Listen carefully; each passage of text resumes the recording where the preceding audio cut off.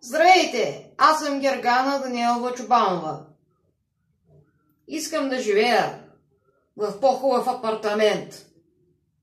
Искам да живея в двустаен, в тристаен, в четиристаен. Не искам да живея в тая глупава гарсонера.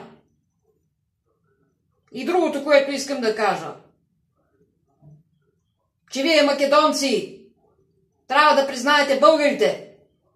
Трябва да се възползвате от тази възможност, която България предлага, да отидете и да признаете всичко. И правата на българите. Да признаете, че имате част от България през средновековието. И другото е,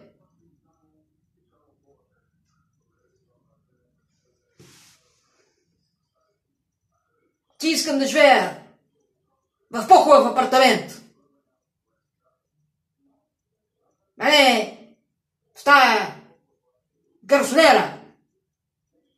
Аз, Гергана Даниелова Чубанова, искам да живея в стратегическо место в град София, а не в дядовата ръкавичка, в тая гарсонера.